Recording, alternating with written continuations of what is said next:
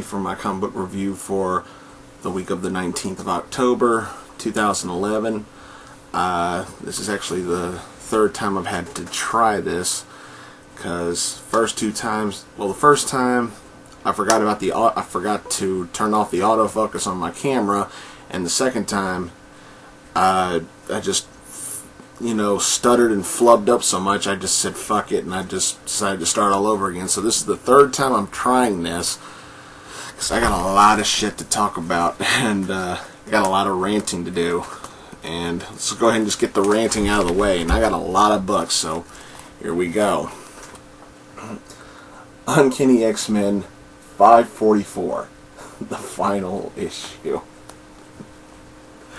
I'm sorry, every time I look at those words, the final issue, I laugh a little bit, because this was ridiculous. The final issue. Go on, say it with me. Exactly. What's so final about this? What's final? I guess Marvel's canceling Volume 1 of Uncanny XMen to launch Volume 2 for Regenesis. Give me a break. This didn't feel like a final issue to me at all. This just felt like it just felt like a regular issue of Uncanny XMen. The next one, Regenesis, should start with 545, because this will go back to the traditional numbering once it hits 600. You just watch Marvel do it for big publicity, and watch issue 600 be $4.99.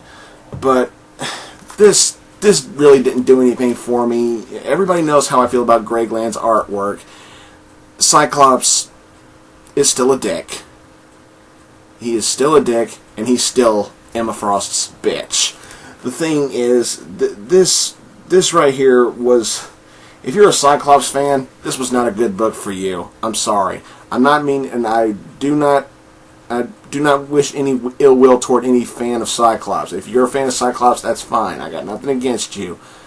The thing is, right now, I'm not a fan of Cyclops anymore. I mean, Cyclops used to be a character that I respected. Cyclops used to be a character who represented a good leader for a good franchise team for Marvel, and here he just came off as an ungrateful, whining little bitch. It's just, I didn't like this at all. This did nothing for me. The artwork from Greg Land is still awful in my opinion, so final issue, my ass. Alright, now here, I'm glad this is finally over. It's over for as far as I'm concerned. Fear Itself, number 7. You know what? Fear Itself can go fuck itself. This was awful. Just purely awful. Right away, I gotta say thank you, Marvel. Thank you for taking $5 from me. Thank you. I was planning on blowing my nose with it anyway. This was ridiculous. Immediately I got pissed off at the $5 price tag, and I didn't even open up the damn book yet. But this was a joke.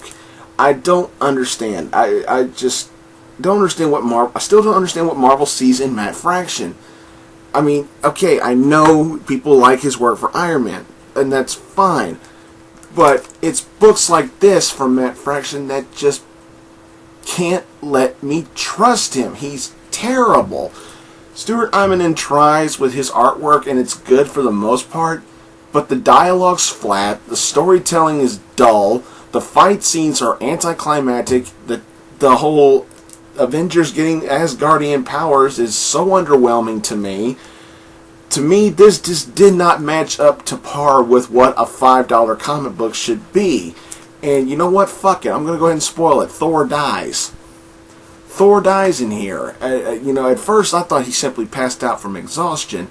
But no, he died. And, because, after he supposedly passed out, the Avengers were talking about, his funeral. I'm like, okay, whatever. It's like, because Thor's death will obviously be retconned just in time for the Avengers movie. You got to milk that cash cow, Marvel. The thing is, to me, this still feels like Marvel's trying to force us to like this, whether we want to like it or not. It's still a big one of these to the Bucky Cap fans, including myself. It's just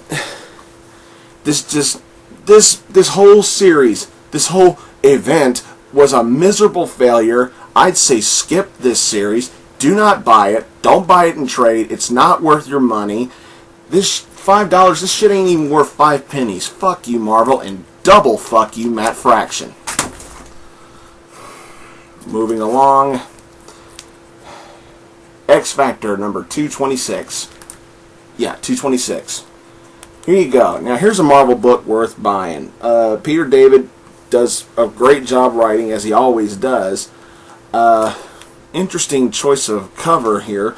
But, yeah, it's good for what it is. It's a continuation of the story involving the tragedy of the farm lady and the child and everything that they've been through the past 2 issues, including the .1 issue. And it's very, very good. This is still, broken record, still one of the best X-Men related titles on the shelf. Yeah, there you go.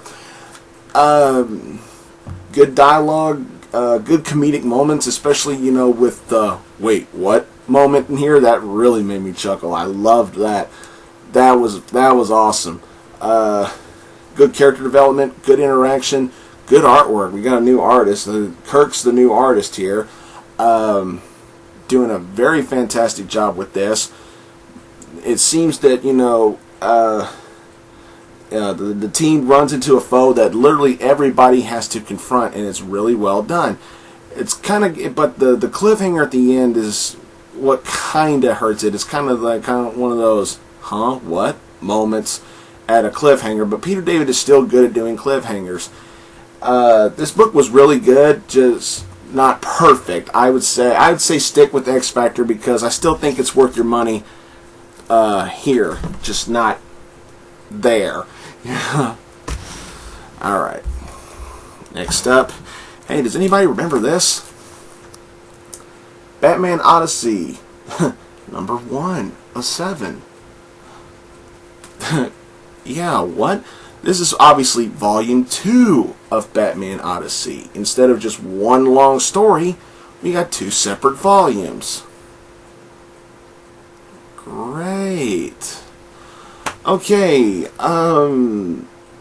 there's only 2 reasons why I bought this book. Number 1, I'm a fan of Neil Adams. Number 2, I already started the series. I might as well finish it. Neil Adams is one of my all-time favorite artists for Batman. You all know that. But that's the reason why I bought the book. I'm a die-hard nerd. Here's the problem. The Neil Adams artwork that I saw in here just isn't up to par with his best work from his past. And I can possibly understand why, but I wanted to stick with it because the storytelling just doesn't match the kind of storytelling that's in Batman comic books nowadays. And that's really kind of disappointing. It drags the story down, and for the fact that we have 7 more issues of this when it took so damn long the first time around, how much more patience does DC think we could possibly have with this? I know I've talked to a lot of fans who said they just gave up on this shit, but I'm going to try my best to stick with it. I'm really expecting myself to be disappointed, but who knows? DC has impressed me before where I didn't think I could be impressed. But this book was just okay. It was just okay. If you're a completist and you want to complete the story, then stick with it. The main plot deals with the son of Ra's al Ghul, and Ra's al Ghul kind of is acting out of character as far as I'm concerned. Everybody's acting out of character except for Dick Grayson for the most part. But this was just okay. I would only recommend this for completists who've already got the first run of Batman Odyssey, or for the die-hard, hardcore Batman fans. If you're just a casual Batman fan, skip it. Moving along. Catwoman number 2. I gotta say, I liked the beginning of the book. I'm such a dude. Giggity. But Yeah, this was actually pretty good. Judd Winnick and Gilliam March continue their work with this. Of course they continue. It's only issue 2. Shit. Yeah, this was really good. Was it on par with number 1? Sort of. Yeah, it was good. Good dialogue. Good character development. You know, even after Bruce did what he did at the beginning of the book, he's still the way he is with Selina. You know, the only problem I have here is that I do believe that the whole thing with Selina and Bruce knowing who each other are, I think that's been retconned to where, okay, they don't know anymore. That kind of bothers me, but I'll look past it for good storytelling. This was good. This was good for what it was. We get an introduction to a new rogue, and he does quite an impressive debut, and I'm impressed. This is really good. I'd say give this a try. I'm a Catwoman fan. I'm not the biggest Catwoman fan in the world, but I'm big enough to say I'm going to go ahead and stick with this and keep giving it a try. That was pretty good. Alright. Red Hood and the Outlaws, number 2. I'm gonna go ahead and keep giving this a try. Yeah, issue 1 was fun, even though the whole thing with Starfire pissed me off. But Scott Lobdell takes a different direction and focuses mainly on Jason Todd. The cheekiness of Starfire is not really that present here. At this point, I really could care less about Red Arrow, because after the rise of Arsenal and everything, and after he went on board with Titans and became a junkie all over again, it's just, right now I just don't care. Maybe they'll do something good with him, but I'm going to stick with this. Very good dialogue. This mainly deals with some backstory for Jason Todd. You know, we get an appearance from Talia in here. This was good. This was pretty good. I'm going to stick with this and keep giving it a try. It wasn't jaw-droppingly impressive, but it was good enough to say I'm going to go ahead and stick with it. Maybe they'll do something, because I'm still wanting an explanation as to why Starfire is the way she is. So I'm going to stick with it to find out what this whole situation is, or is this just Scott Lobdell writing her the way he wants to write her and not caring about anything that she did in the past. But very, very nicely done, and I'll go ahead and minor spoil one thing. Jason, at the end, decides, yes, they are officially now a team. So, I'll take it for what it is and say it's pretty good.